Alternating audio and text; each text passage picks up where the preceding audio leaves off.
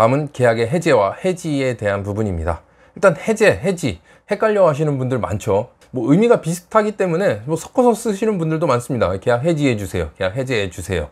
저도 뭐 섞어서 쓰기도 하는데, 해제와 해지에 대해서 뭐 명확하게 용어에 대한 설명을 드리자면은, 해제는 이제 내가 계약했던 거를 이제 오늘부로 끝내자라는 게 아니라 이제 과거에 소급 적용하는 거죠. 계약 시부터 되돌리는 거죠.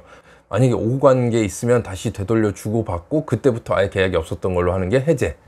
해지는 뭐 과거에 어쨌든 이제 오늘 내가 그만하기로 한다, 이 계약을 끊기로 한다 라고 한다면 오늘부로 이제 이 계약이 종료된 거죠. 아무것도 없는 상태로. 이해가 되실지 모르겠는데, 예를 들어서 뭐 신문 배달 1년 동안 계약을 합니다.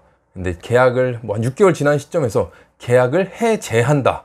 그러면은 양쪽에 받았던 걸 다 돌려받는 거죠. 지금까지 납부한 돈 내가 다 돌려받는 거고, 지금까지 내가 받았던 신문들 다 돌려주는 거고, 이렇게 계약을 해제하는 거고요. 계약 해지하겠다라고 한다면 오늘부터 나는 신문 안 받고 돈도 안 내겠다라고 하는 거죠.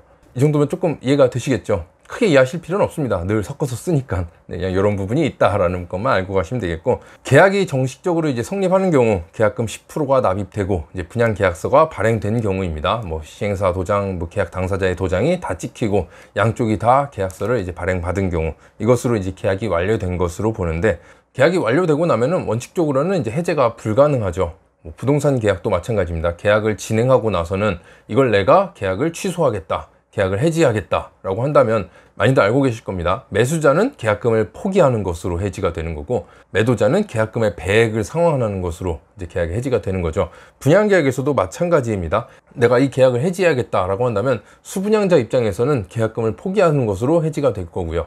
그리고 시행사 입장에서는 계약금의 배액을 상환해 주는 것으로 이 계약을 해지할 수가 있는 겁니다. 그래서 계약금 10%는 위약금 성격을 가지게 된다라고 보시면 되겠고요.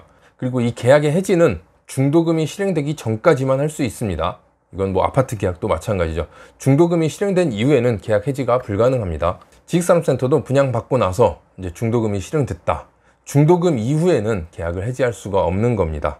다만 이때는 내가 꼭 해지해야 될 경우는 시행사와 협의를 통해서 해지할 수는 있습니다. 이건 협의가 됐을 경우의 얘기죠. 그래서 협의 내용은 이렇습니다. 내가 계약을 해지해야 된다, 계약금 10% 포기하겠다, 그리고 이 해지하기까지의 기간이 있죠. 그래서 중도금 기간 동안의 이자를 내가 납부하겠다, 이것으로 계약을 해지하겠다 라고 하는 거고요. 만약 이렇게 협의가 안 됐을 경우에는 이제 끝까지 가서 이제 소송전으로 들어가는 거죠. 이자 비용은 이자 비용대로, 손해배상은 손해배상대로 시끄러워지는 거니까, 피치 못할 사정으로 계약을 해지해야 된다 라고 한다면 시행사와 잘 협의를 통해서 진행하는 것이 좋을 것 같습니다. 그리고 계약서를 보시면은 계약의 해제와 해지에 대한 내용이 기재되어 있습니다. 뭐 물론 깨알 같은 글씨라서 그냥 도장 찍고 넘기는 경우가 많은데 한 번씩 읽어보시기 바랍니다. 어찌됐든 계약에 다 필요한 내용이고 나중에 내가 적용될 수 있는 부분이 있기 때문에 깨알 같은 글씨지만 한 번쯤 읽어보시길 바랍니다. 다음은 계약금 중 일부 납입하고 나서 계약서나 약정서를 작성하는 경우가 되겠습니다. 이건 이거죠. 계약금 완납은 안 했는데 계약금 중 일부를 납입하면서 뭔가 이제 쓰게 되는 경우입니다. 보통 쓰게 되는 건 이거죠. 내가 오늘 여기 이 호실을 계약하려고 하는데 계약금 중 일부 금액만 납입을 한다. 그리고 언제까지 남은 계약금의 미납 잔액을 입금을 하겠다. 이것으로 이 계약은 정상적으로 뭐 성사된 것으로 보겠다, 뭐 판단한다, 이렇게 내용이 들어가 있을 겁니다. 그래서 지정된 날짜까지 계약금 완납을 조건으로 계약서나 약정서를 작성하는 경우가 있습니다. 이 부분도 조심해야 될 게, 이러한 계약서, 약정서 시행사는 써봤습니다. 하지만 투자자분들은 이런 경험이 별로 없죠. 당장 여기가 오늘 좋아 보이는데 돈이 부족하다, 돈이 부족해서 내가 돈 10% 되면 그때 연락을 드릴게요 라고 하는데, 당연히 여기 분양상담사는 붙잡고 어떻게든 쓰려고 하죠. 또 싫어요 누르는 소리가 들리는 것 같은데, 어떻게든 이 자리에서 마무리를 지으려고 할 겁니다. 그래서 이러한 약정서를 이제 준비를 해 올 것이고, 근데 사람 일은 어떻게 될지 모르는 거죠. 내가 뭐 돈을 준비할 것처럼 보였는데 뭐 2주, 한 달 넉넉하게 줬기 때문에 뭐 될 거라고 생각했는데 안 되는 경우가 있죠.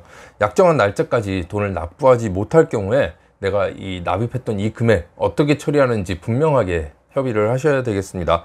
보통은 시행사에 귀속된다라고 하는 경우가 대부분입니다. 시행사에 귀속된다라고 한다면 내가 이 납입한 이 금액 못 돌려받는 거죠. 조금 더 내 쪽으로 유리하게 하고자 한다면 협의를 하는 거죠. 만약에 내가 돈이 안 될 수도 있으니까 일단 내가 오늘 얼마는 납부하는데 돈이 안 되면 계약 취소된 걸로 보고 돌려줘라 이런 부분들에 대해서 협의를 하고 도장을 찍은 다음에 뭐 진행하는 것이 유리할 수 있겠습니다. 모르면 뭐 그냥 당하는 거죠. 어쨌든 내가 도장을 찍은 부분이기 때문에 이 계약서 혹은 약정서에 기재된 내용은 내가 본인이 다 동의한 것으로 보게 된다는 거죠. 그렇기 때문에 본인이 피해를 볼 수 있으니까 이러한 부분도 주의해서 진행을 해야 되겠습니다. 그래서 지금까지 분양 진행 단계별 취소, 계약 해지에 대해서 안내를 해드렸습니다.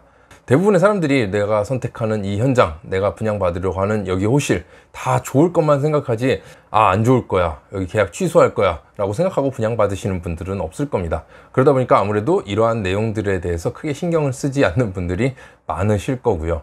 만약 뭐 계약을 진행했는데 본인이 어떤 사정이 생겨서 이걸 계속해서 진행할 수 없다 라는 부분이 있을 수 있을 겁니다. 뭐 혹시 모를 사태에 대비해서 이러한 부분들도 상식적으로 알고 계시면 좋을 것 같다는 생각에 영상을 준비했습니다. 그럼 이번 영상은 여기서 마치겠고요. 영상이 유익하셨다면 구독, 좋아요 부탁드리겠습니다. 감사합니다.